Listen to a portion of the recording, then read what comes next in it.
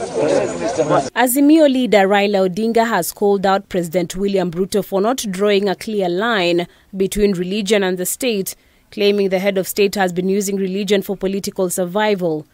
In relation to the Shakahola massacre that has left 110 people dead following skewed teachings of fasting to death, the Azimio leader now claims that the government is guilty for not taking quick action.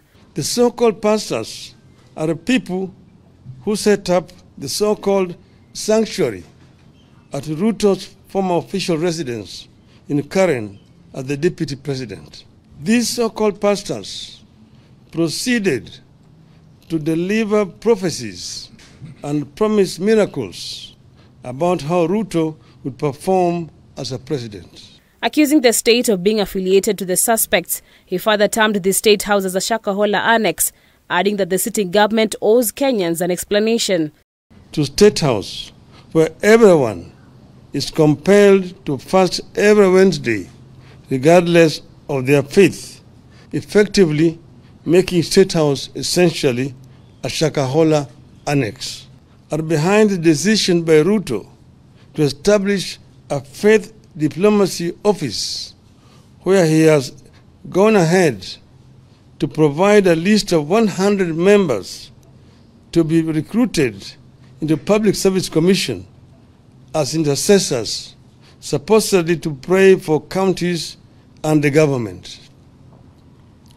Nobody knows the identity, the qualifications of the so-called intercessors.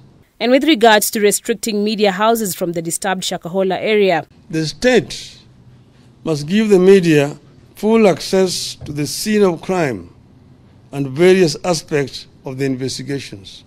The Azimio chief further termed President William Ruto's move to appoint a judicial commission of inquiry to solve the Shakahola case as unconstitutional. A president, unlike the past, no longer has power to make any decision on the constitution of a court or an independent tribunal, nor who sits in judgment in such a court or independent tribunal. Yet again, Mr. Ruto is trying to undermine and overthrow the Constitution. Parliament must help us establish whether the deaths at Shakahola were acts of rogue pastors, human sacrifices, or body organ trade, and who the beneficiaries were. Meanwhile, a post-mortem exercise of the 110 bodies has begun, although the exhumation exercise has since been suspended due to the ongoing heavy rains in the area. Harriet Chimea, K24.